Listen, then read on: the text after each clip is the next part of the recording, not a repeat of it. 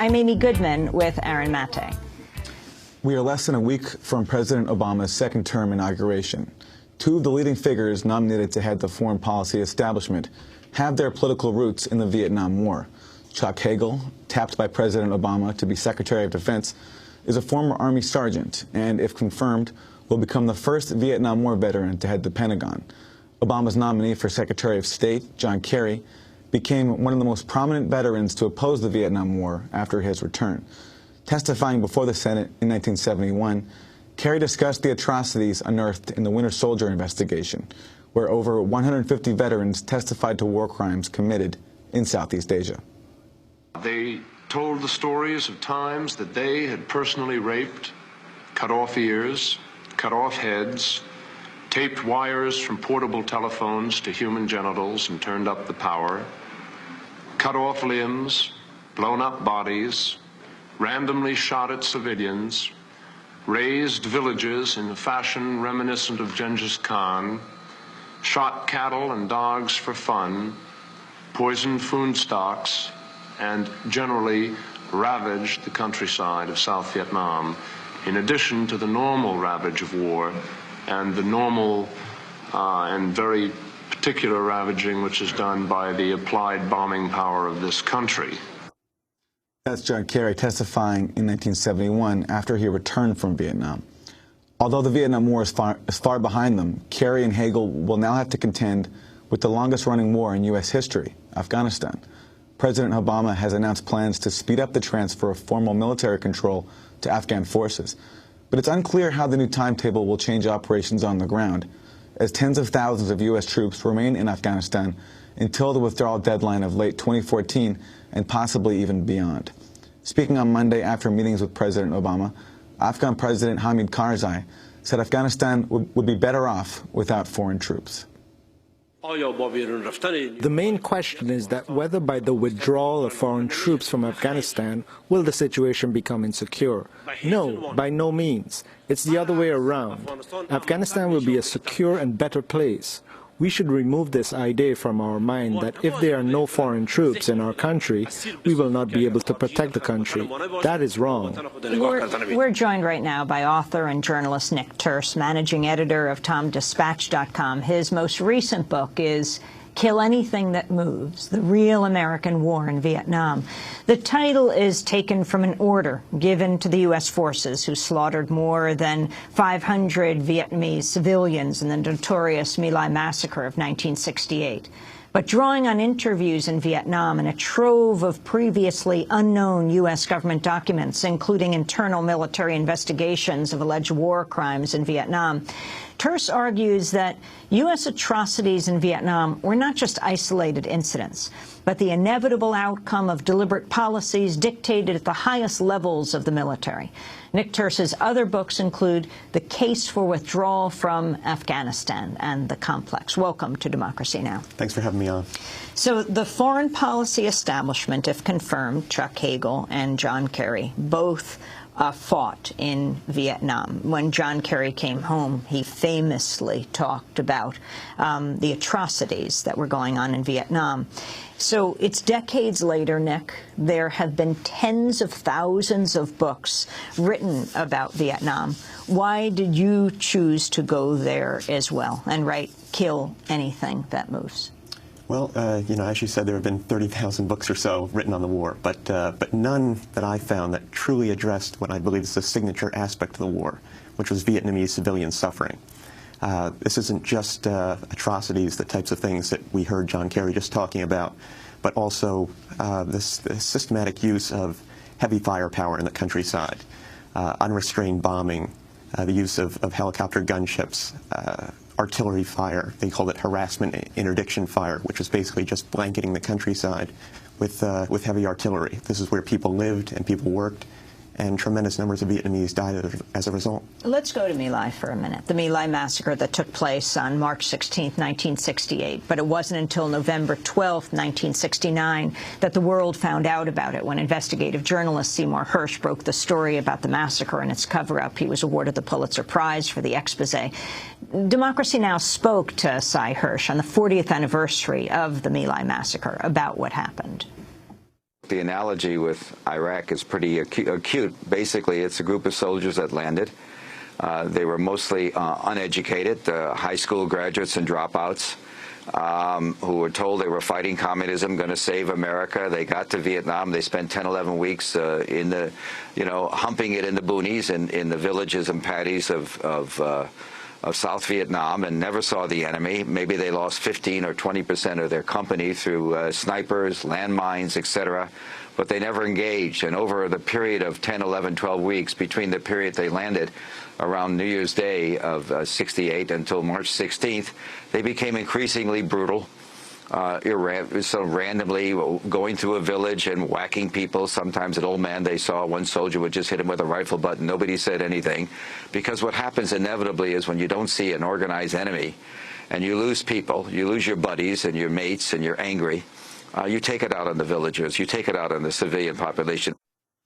That's Cy Hirsch speaking about the My Lai massacre.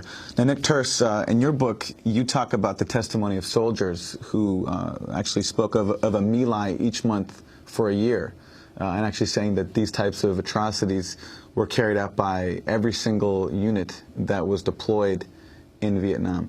Can you talk about what you found in the U.S. government archives that speak to this level of killings that you're discussing in your book? Sure. This was, when I was a graduate student, I found these records. They'd been sitting on in the National Archives for years, but no one had worked with them. And it was a secret Pentagon task force called the Vietnam War Crimes Working Group. It was set up in the wake of the My Lai massacre to make sure that the Army was never caught flat-footed again by an atrocity scandal. This was run out of the office of William Westmoreland in the Pentagon, who at the time was the Chief of Staff. He'd previously been the Supreme U.S. Commander in Vietnam. So he had a real stake in finding out what atrocity allegations might bubble up and then tamping them down whenever possible. And this working group put together records of hundreds and hundreds of horrific atrocities. We're talking about massacres, murder, assault, rape, torture. It was really to call it a treasure trove of records is the wrong phrase. It was a horror trove. And when I looked at this, I realized that these records weren't in the literature anywhere, and I saw that it showed a systematic use of atrocity throughout the countryside.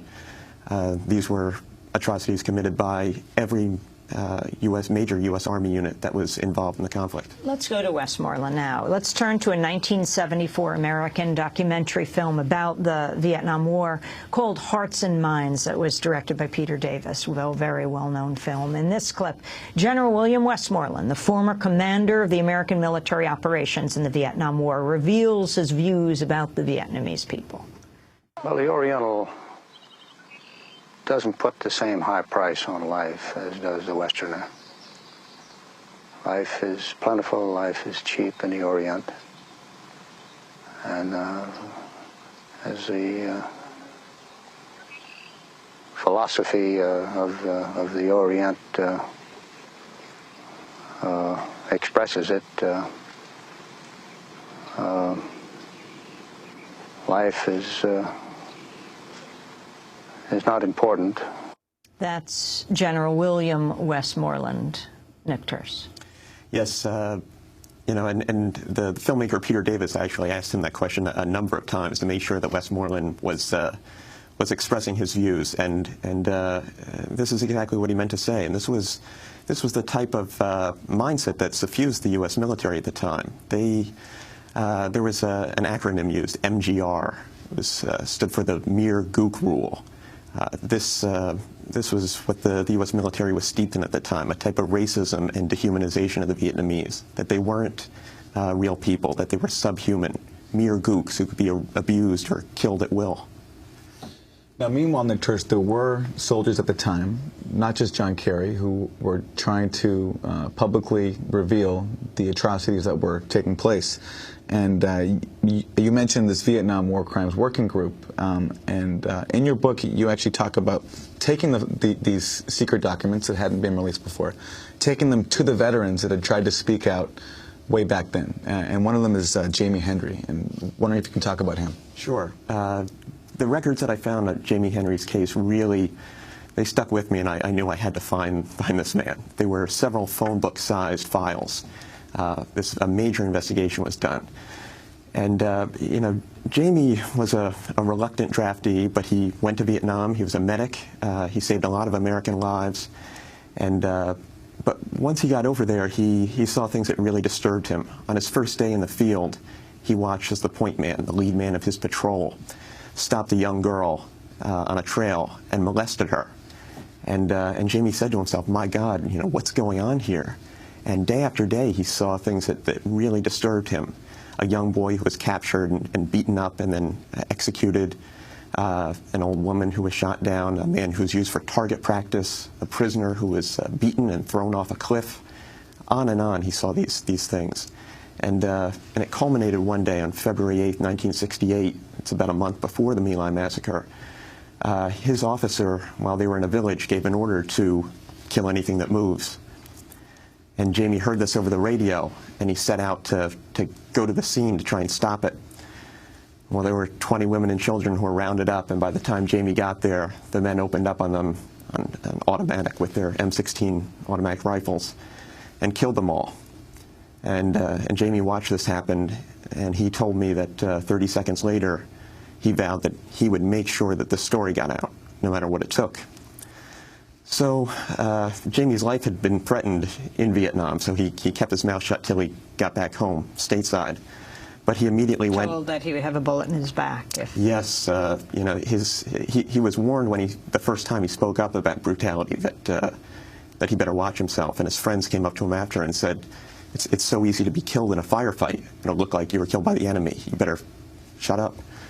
So, you know, Jamie did, but once he got back, he went and met with an Army lawyer, and this guy told him, look, there's a million ways that the Army can make you disappear, so you better keep your mouth shut. He went and spoke to an Army criminal investigator, and this man threatened him. He went to a private attorney and asked for advice, and this guy said, you should get some political backing. He wrote to some congressmen, but no one wrote him back. So he went public. He spoke out at the Winter Soldier investigation. Among other public forums, on the radio. He published an article, had a press conference, but he just couldn't get any traction.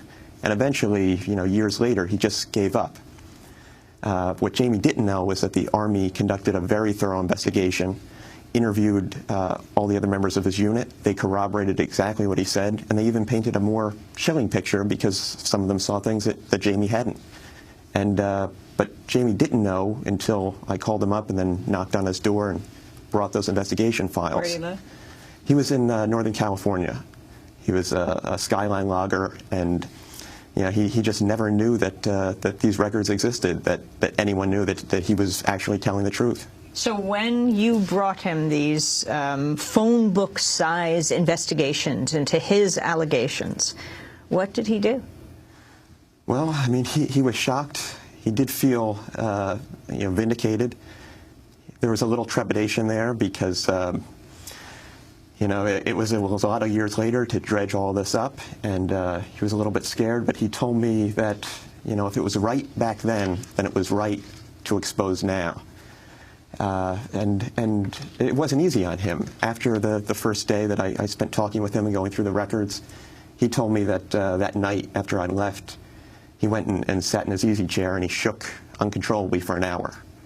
You know, he said, you know, I had some sort of stress reaction. He said, but he thought about it. He talked to his wife and he said that it was important to go on the record again and make sure that the people knew that this is really what happened in Vietnam. And you wonder where so many cases of post-traumatic stress disorder come from, that everything you learn is wrong in this country when you're growing up.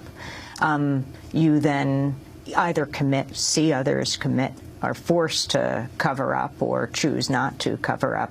Now, today in our headlines, we just read this year, the worst year for suicides, almost one a day, and that's just active duty soldiers right now in the wars now. That doesn't even include the record number of veterans who kill themselves. That's right. And, you know, one thing also to keep in mind about Vietnam-era veterans like Jamie, I mean, this was a largely drafty Army, and these were mostly teenage boys, 18, 19, 20 years old. Today, some of the troops are a little older. At that time, these men were even less psychologically able to deal with the types of things that they were seeing and called upon to do. Now, Nick Turse, you've also written a book called The Case for Withdrawal from Afghanistan. What is that case, and can you talk about the significance of having now Kerry and Hagel, Vietnam veterans, now heading U.S. foreign policy, which is, of course, overseeing the longest war in U.S. history in Afghanistan? If confirmed. If confirmed, of course, right. Yeah. Well, you know, I guess there are reasons to be hopeful. I mean, these men have actually seen combat. You know, John Kerry did speak out at one time. It seemed like he began backing away from that almost immediately, and by the time you know, he made his presidential run in 2004, he you know, he really wouldn't address the topic in any serious way. But you know, I think they at least do bring a realization of what war is about. You know, Chuck Hagel, he's never, I don't know that he's ever been completely honest about what he's seen. If you read the accounts of his brother, who served in the same unit as him during the war. Which is very unusual. Very unusual. Maybe the only time in Vietnam. But his brother paints a very brutal picture of the war, very similar to the one that I talk about in Kill Anything That Moves.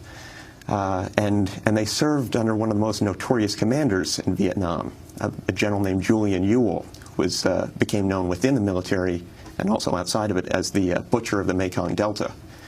And Ewell was what they call a body count fanatic, and he demanded Vietnamese bodies, and he wasn't very discerning about who they belonged to. So just about any Vietnamese who was called in as an enemy casualty was counted up as enemy dead.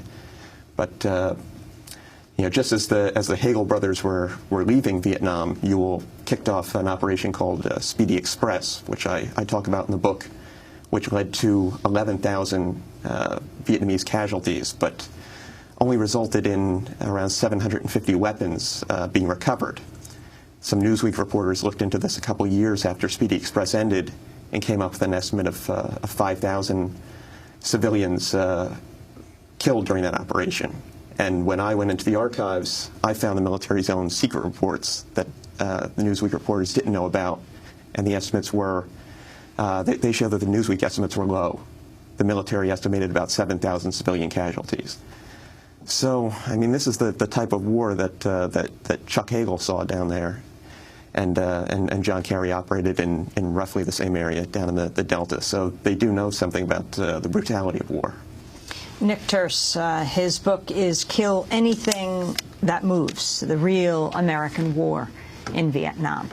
This is Democracy Now!, democracynow.org, The War and Peace. Thanks so much for watching this report from Democracy Now!, your daily independent global news hour. We don't accept advertising or corporate funding, but rather rely on donations from viewers like you.